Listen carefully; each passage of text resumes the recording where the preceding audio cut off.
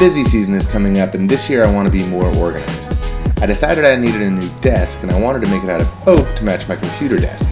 A couple of phone calls later, and I wound up at Red Brook Lumber, where Bob had some 8-quarter dry red oak for the top.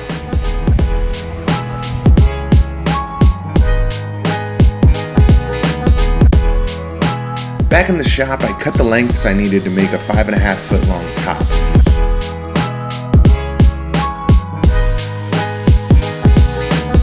Two pieces had a live edge, which I loved, but I needed to take the bark off, so I grabbed my draw knife.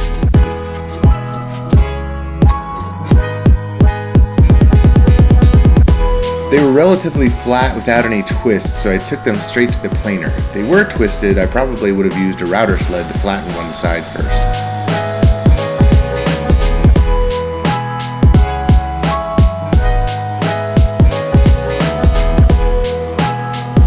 After I planed them, I edge jointed the 3 pieces, then took the middle piece to the table saw.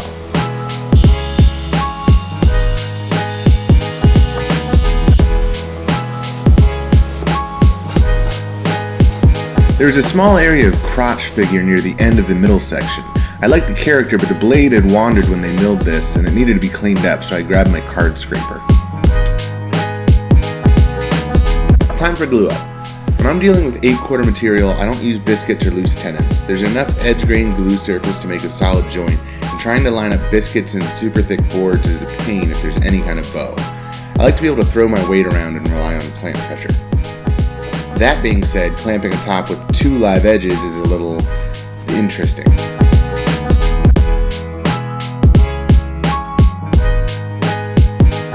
Threw it up on blocks so I could clean up the glue on the underside.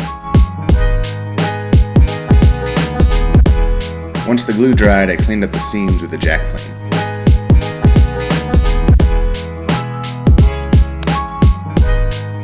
There were some small gaps where I couldn't get good clamping pressure. A little glue, sawdust, and sanding acts as a good filler.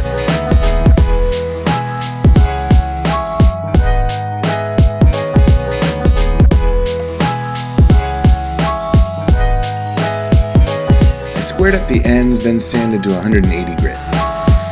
Time to start on the base. It's all cabinet construction, so I laid out my cut list beforehand. I'm using 3/4 inch oak plywood. Plywood is expensive, so it's always a good idea to plan for as little waste as possible.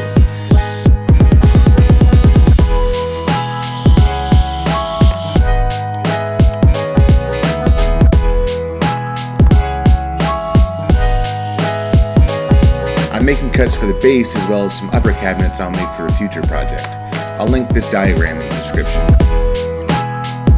I drilled some pocket holes on the underside of the bottom pieces to attach the bottom to the sides. I want the back panel to be hidden, so I used a rabbiting bit in the router on the back of the side panels.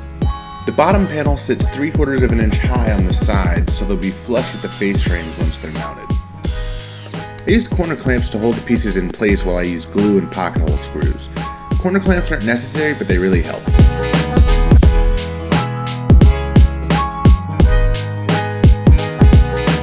Next, I attached the front stretcher flush with the top. Then I attached the back stretcher flush with the rabbited back edge. Some 90-degree corner blocks help to keep it square.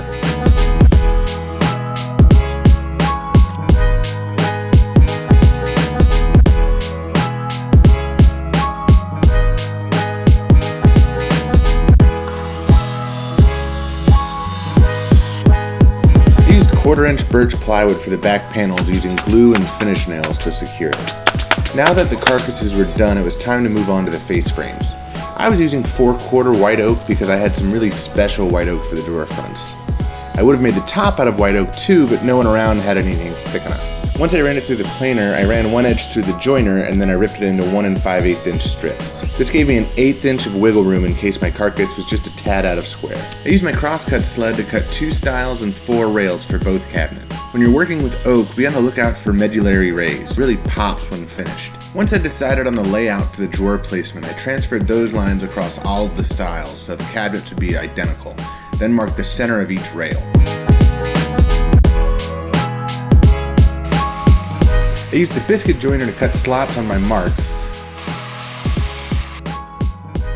Then I used face frame biscuits, glue, and clamps to assemble the frames.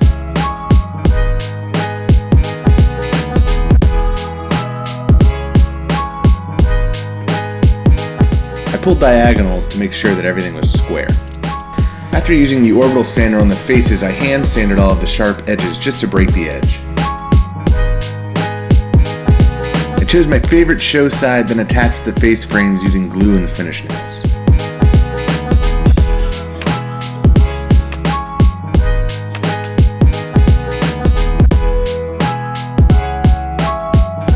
I thought I'd try out General Finish's Armor Seal for the first time. Even though you'll never see the underside of the top, I put a couple coats on it so hopefully it won't react to humidity changes differently as the seasons change. I learned it's best to apply really thin coats.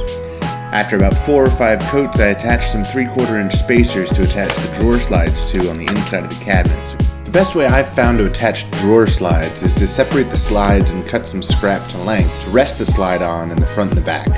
3 drawers per cabinet equals 3 pairs of scrap. I used 1/2-inch birch plywood for the drawer boxes. My slides have a 1/2-inch profile, so I made the boxes an inch narrower than the face frame opening. The height isn't as important. I made the drawers 5/8 shorter to give me a little wiggle room on the top and bottom. The bottom drawer was a tight fit. The stock for the drawer fronts was only so big and the drawers needed to be deep enough to fit file folders. My solution was to nail the 1/4 inch bottoms on instead of sliding them into a dado before nailing the back of the drawers on. It's not ideal drawer box construction, but it gave me a little extra depth. Then I mounted the other part of the slide to the box.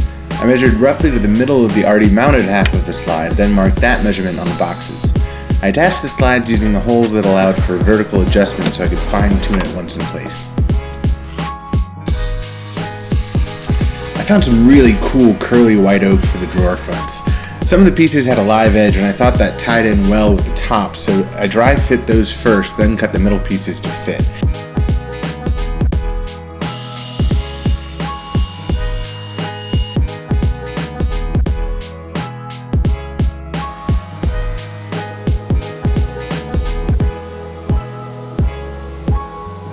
Check out that insane grain. I mounted my slides back a little since I was doing overlaid doors, so I put a 2x4 behind them to mount the fronts. I use hot glue to get the placement of the fronts just right, then I pre-drill and screw them from the inside of the drawer.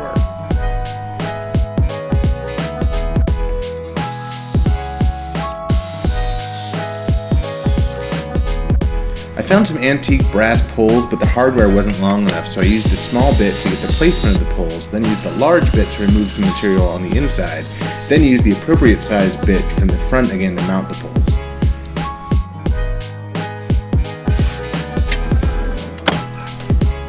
Then, all I had to do was set it up in the office.